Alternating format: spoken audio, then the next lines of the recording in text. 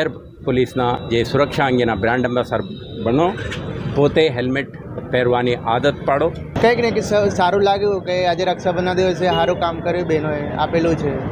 હવે યાદ રાખી પહેરીશ તારે ખબર પડશે કે અમારી બહેનોએ આપ્યું મને। વાળાઓ દ્વારા ત્યાં કામ કરવામાં આવી રહ્યું છે, બહુ સારું કામ છે। આપણી સુરક્ષા માટે જ આ લોકો કામ કરી રહ્યા છે, એથી દરેક લોકોએ હેલ્મેટ પહેરવું ફરજિયાત છે। આજે આ લોકોએ રક્ષાબંધનના દિવસે જે પોલીસ બહેનોએ, ટ્રાફિક પોલીસ બહેનોએ જે કામ કર્યું છે કે જે ભાઈઓ જાય છે હેલ્મેટ પહેર્યા વગર એમને ઊભા રાખી એમને રાખડી પણ બાંધે છે, મોઢું મીઠું કરાવે છે એમનું, તથા તેમને હેલ્મેટ ભેટમાં આપ્યું છે।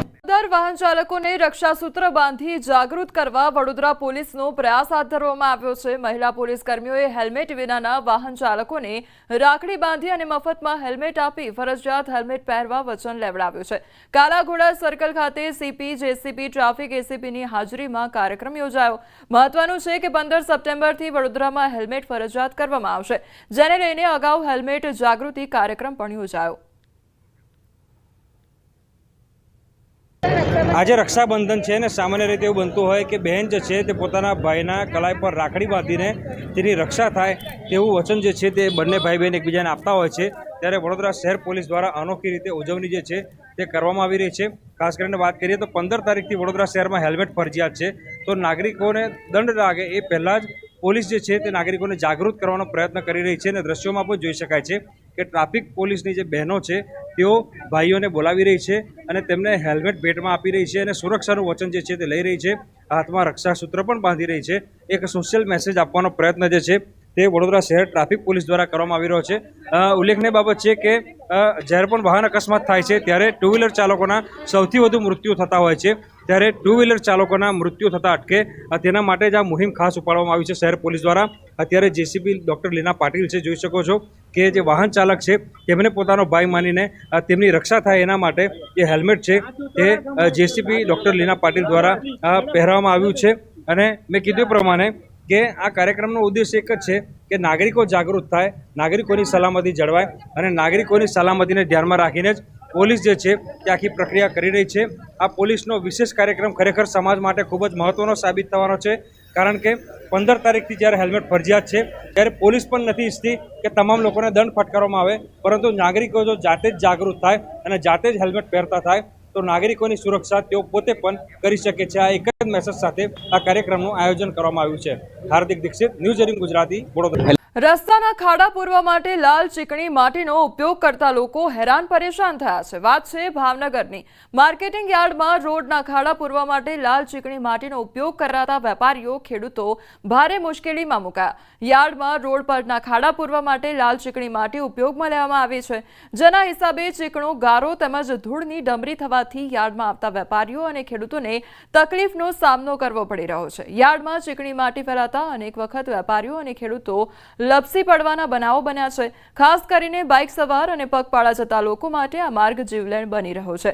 આથી આ માટી હટાવી અને કાદવ ન થાય તેનો ઉપાય કરવા માટે પણ રજૂઆત કરવામાં આવી છે।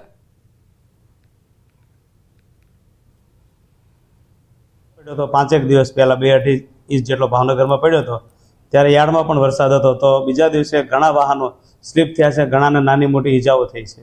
તમે જુઓ તો માર્કેટ યાર્ડના જે સત્તાધીશો છે એનું બુદ્ધિનું વરવું પ્રદર્શન કહી શકાય કે જે લાલ માટી ખાડા પૂરવા માટે નાખેલી છે, એ લાલ માટી નાખવાથી આજે 2-4 દિવસ પહેલા વરસાદ પડ્યો એટલે ત્યાં એકદમ ચીકાસવાળું જમીન થઈ ગઈ અને લોકો, વેપારીઓ અને ખેડૂતો ત્યાં પોતે પડી જાય એવી ગાળાવાળી માટી થઈ ગઈ છે।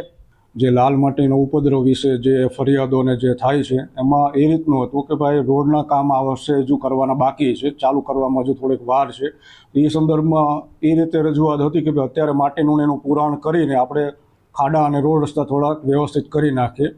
એમાં જે માટીમાં બીજું મિશ્રણ સાથે લાવવાનું હતું એ ન આવતા ફક્ત લાલ માટી જે આવી અને નાખ્યા એના હિસાબે આ ધૂળના સ્માર્ટ ટોયલેટ બનાવાયા પણ સ્માર્ટનેસ ભૂલાઈ અને તંત્રએ નહેરુનગર એસટી બસ સ્ટેન્ડ પાસે સ્માર્ટ ટોયલેટ બનાવ્યું, પણ સ્માર્ટ ટોયલેટ જવાના રસ્તે ગ્રીલ નાખતા નડતરરૂપ બની છે। સ્માર્ટ ટોયલેટ શરૂ કરાયું પણ ત્યાં જવાનો રસ્તો કરવાનું ભૂલી ગયા છે।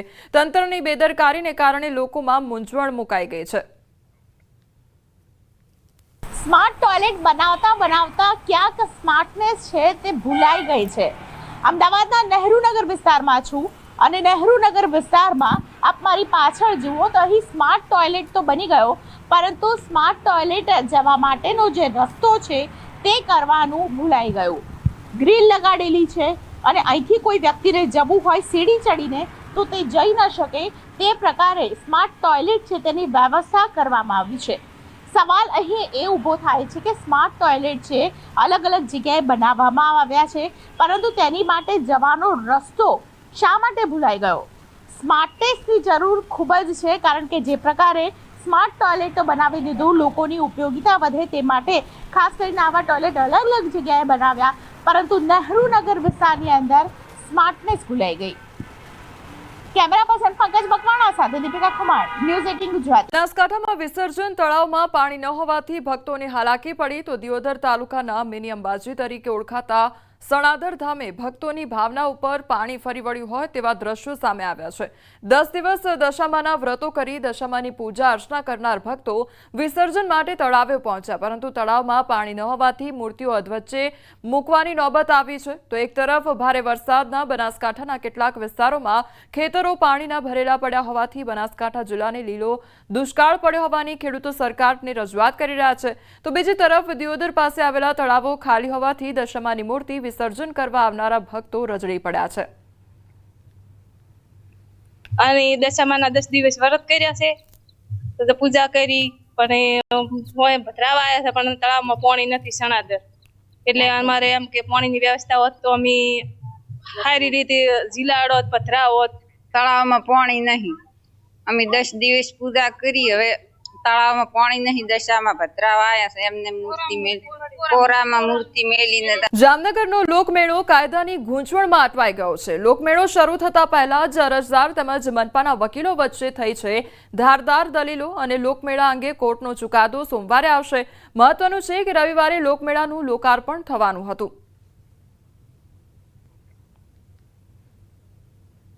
જે અત્યારે જે સિવિલ દાવો હાલે છે કે મેળો કરવો જોઈએ કે ના કરવો જોઈએ, એ બાબતે હાલમાં તો સાહેબે એવી રીતે જજમેન્ટ સોમવારની તારીખ આપેલી છે, પણ પ્રશ્ન એ છે કે જો આજ દિન સુધીમાં વાદીએ જે દાવો કર્યો હતો એ વાદીના સમર્થનમાં આજે એક નવા પણ જે જાહેર જનતા છે એ જાહેર જનતાની સમર્થનમાં આવીને હજી મને એવું લાગે છે કે એની અંદર ઘણા બધા વકીલો છે, સિનિયર એડવોકેટોએ એનું પણ એમાં એને અભિપ્રાય આપેલો હતો. અને હજી એ વિષય એક જો નામદાર કોર્ટ છે એ હજી આ વિષય ધ્યાનમાં રાખે તો નામદાર કોર્ટનો નિર્ણય કરવામાં બહુ સહેલું અને સરળતા રહેશે. શ્રાવણી લોકમેળાનું આયોજન આ જગ્યાએ ન થાય પ્રદર્શન કરવામાં, એટલે કે અને અન્ય જગ્યાએ કરવામાં આવે કે જ્યાં ટ્રાફિકની સુવિધા હોય, ઇમરજન્સી વાહનો આરામથી નીકળી શકે, પ્રજા મેળાનું સુખ માણી શકે અને કોઈ દુર્ઘટના ન બને, એ હેતુથી આ દાવો લેવો હતો. ગંભીરા બ્રિજ તૂટ્યા બાદ હવે ઉમેટા બ્રિજ પર ઘસારો વધી ગયો છે. રક્ષાબંધનના તહેવારમાં વાહનોનો ભારે ઘસારો જોવા મળ્યો. ઉમેટા બ્રિજ પર વાહનોનો ભારે ઘસારો જોવા મળ્યો અને ગંભીરા બ્રિજ તૂટેલો હોવાથી ઉમેટા બ્રિજ પર રક્ષાબંધનના તહેવારને લઈ વાહનોનો ભારે ઘસારો જોવા મળ્યો છે. રક્ષાબંધન તહેવારને લઈ આણંદ અને વડોદરા જિલ્લાને જોડતો ઉમેટા બ્રિજ વ્યસ્ત બન્યો છે. બ્રિજ પર ભારે ટ્રાફિકના કારણે 108 એમ્બ્યુલન્સ ટ્રાફિકમાં ફસાતા મુશ્કેલી સર્જાઈ હતી.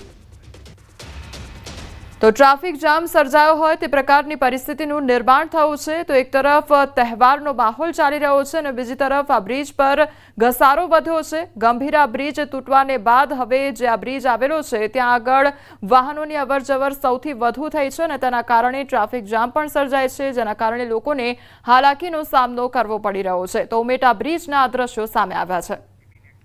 આ તરફ ભાવનગર શહેર અને જિલ્લામાં વાતાવરણ અચાનક પલટાયું અને ધીમી ધારે વરસાદ શરૂ થયો છે. બપોર બાદ વરસાદી વાદળો આવ્યા અને અચાનક વરસાદ શરૂ થયો. શહેરના એરપોર્ટ, સુભાષનગર, ગંગાજળિયા તળાવ, કાળા નાળા, વાઘાવાડી અને કાળિયાબીડ, ઘોઘા સર્કલ સહિતના વિસ્તારોમાં વરસાદ વરસ્યો. વરસાદ શરૂ થતાં વાતાવરણમાં ઠંડક પ્રસરી ગઈ. તો ભાવનગરમાં એકાએક વાતાવરણમાં પલટો જોવા મળ્યો છે અને ધીમી ધારે બપોર બાદ વરસાદી માહોલ જામ્યો છે. તો વરસાદ વરસવાને કારણે લોકોને ગરમીમાંથી આંશિક રાહત પ્રાપ્ત થઈ છે. તો ભાવનગર પંથકમાં ધીમી ધારે વરસાદ વરસ્યો છે.